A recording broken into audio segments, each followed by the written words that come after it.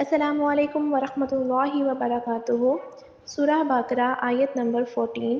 اعوذ باللہ من الشیطان الرجیم، بسم اللہ الرحمن الرحیم۔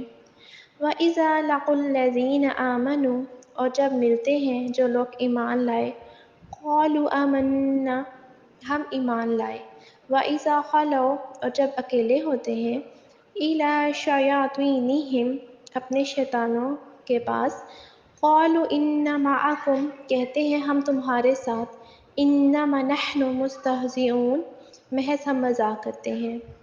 اور جب یہ ایمان والوں سے ملتے ہیں تو کہتے ہیں ہم ایمان لا چکے ہیں، اور جب اپنے شیطانوں کے پاس تنہائی میں جاتے ہیں تو کہتے ہیں کہ ہم تمہارے ساتھ ہیں، ہم تو صرف ہنسی مذاق کرتے ہیں۔ یعنی کہ جب وہ ایمان والوں کے پاس جاتے تھے تو ان کو کہتے تھے کہ ہم ایمان لا چکے ہیں۔ تو یہ کون تھے؟ منافق تھے۔ منافق جب ایمان والوں کے پاس جاتے تھے تو کہتے تھے کہ ہم ایمان لے آئے ہیں، اور جب اپنے شیطانوں کے پاس یعنی کہ اپنے سرداروں کے پاس جاتے تھے، اپنے جیسوں کے پاس، تو پھر ان کو کہتے تھے کہ ہم اصل میں تمہارے ساتھ ہیں، ہم تو صرف مسلمانوں کے ساتھ ہنسی مذاق کرتے ہیں۔ تو اہل مکہ کے جو منافقین تھے ایمان والوں کے ساتھ، تو وہ ایمان والے ہوتے تھے، اور جب اپنے جیسوں کے پاس جا کر پھر ان جیسے بن جاتے تھے، جیسے کہ ہم نے پچھلی آیات میں یہی ساری چیزیں پڑھی تھیں۔ تو ادھر بھی انہی کو ایکسپوز کیا جا رہا ہے کہ وہ کس طرح سے صحابہ کے ساتھ منافقت کرتے تھے، ایمان والوں کے ساتھ منافقت کرتے تھے۔ بعد میں پھر جب اپنے لوگوں کے پاس جا کر کہتے تھے کہ ہم تو ان کا مذاق اڑا کے آتے ہیں، لیکن اصل میں ہم تمہارے ساتھ ہیں، ہم تو ان کے ساتھ نہیں ہیں، تو ہم تو بس ان کا مذاق اڑا کے آتے ہیں، ان کی محفلوں میں جاتے ہیں، ان کی مجلسوں میں جاتے ہیں، جہاں کے وہاں بیٹھتے ہیں، ان کے اسلام کو سنتے ہیں، اور بعد میں جو اسلام کے احکام ہوتے ہیں ان کا آ کے پھر اپنے شیطانوں کے پاس اور اپنے سرداروں کے پاس مذاق اڑاتے تھے۔ مل بیٹھ کے صحابہ کا نبی کریم صلی اللہ علیہ وآلہ وسلم کا مذاق بنایا کرتے تھے۔ اب اس آیت کو ہم اپنے اوپر اپلائی کرتے ہیں کہ ہم کس طرح کے لوگ ہیں۔ جب بھی کوئی ہمیں دینی محفل یا دینی مجلس میں بلاتا ہے، بعض اوقات ہم چلے بھی جاتے ہیں، اور جتنی دیر ہم وہاں پہ بیٹھتے ہیں تو ہم میں نا بہت زیادہ تقویٰ آ جاتا ہے۔ ہم لوگ سنتے ہیں احکامات کو، پھر جب تک ہم اس محفل میں رہتے ہیں ہم سمجھتے ہیں کہ اب نا ہم ایمان لے آئے ہیں، اب ہم پکے پکے مومن بن گئے ہیں، ہم بہت زیادہ نمازیں پڑھیں گے، اب ہم روزہ رکھا کریں گے، ہم اب لوگوں کے ساتھ اچھا سلوک کیا کریں گے۔ پھر جیسے ہی وہاں سے ہم اٹھ کر واپس آتے ہیں تو ساری چیزیں بھول جاتے ہیں، یعنی کہ جتنی دیر ان لوگوں کے ساتھ بیٹھتے ہیں تو بہت اچھا فیل کیا۔ اگر کوئی لیکچر سن لیا، یوٹیوب پہ سن لیا، یا فیس بک پہ، یا کہیں بھی کوئی اچھی چیز سن لی، تو ہم کہیں گے کہ بس ہم یہی کریں گے، ہم نے اچھا ہی بننا ہے، ہم نے اللہ تعالیٰ کی فرما برداری کرنی ہے۔ اور جیسے ہی واپس جا کر پھر اپنے دوستوں سے ملتے ہیں، ان کے رنگ میں پھر سے واپس رنگ جاتے ہیں۔ یعنی کہ اثر کتنی دیر رہتا ہے؟ صرف اتنی دیر جتنی دیر ہم نے اس اچھائی کو دیکھا، یا پھر جتنی دیر ہم اچھے لوگوں کے ساتھ بیٹھے رہے، اور پھر جیسے ہی ہم اپنے دوستوں کے پاس آ کر بیٹھے وہ سب کچھ چھوڑ دیا۔ تو یہ اس چیز کا مذاق نہیں ہے کیا؟ یعنی کہ آپ نے جو لیکچر سنا تھا، چاہے وہ آپ نے آن لائن سنا ہے یا کہیں پہ بھی جا کے آپ نے سنا ہے، تو کیا یہ ان لوگوں کی محنت کا مذاق نہیں ہے کہ اب بھی محنت کر کے آپ بھی محنت کر کے گئے، پھر انہوں نے آپ کو اتنا سمجھایا، آپ کو گروم کیا، لیکن آپ نے انہیں کوئی صلہ نہیں دیا۔ آپ یہ جسٹ تھوڑی دیر کے لیے اثر تو ہوا، لیکن بعد میں آپ نے کوشش ہی نہیں کی کہ آپ مزید خود کو سنوار سکے۔ تو اسی کو کہتے ہیں مذاق بنانا۔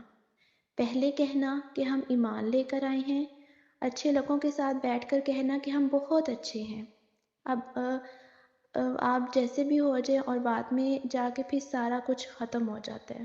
تو آگے سے کیا کہتے ہیں کہ تم تو بڑی نمازیں پڑھنے لگی تھی، تو پھر ہم آگے سے کیا کہتے ہیں کہ ہاں یار بس ان دنوں ہو گیا، بس اب جیسے کہ رمضان گزر گیا تو کہیں گے کہ تم نے تو بڑے روزے رکھے تھے، دعائیں مانگی تھیں، تو ہم آگے سے کیا کہتے ہیں کہ تو ہاں یار بس رمضان تھا نا تو ہو گیا، یعنی शैतान बंद तھا رمضان میں تو بس ہم نے نمازیں پڑھ لی یا عبادت کر لی۔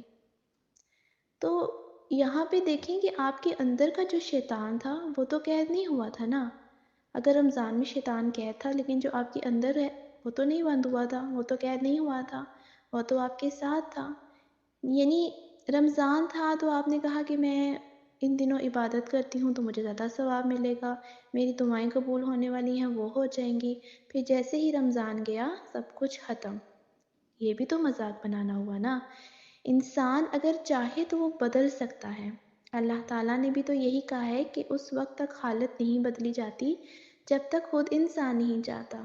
تو انسان کے لیے وہی ہے جس کی وہ کوشش کرتا ہے۔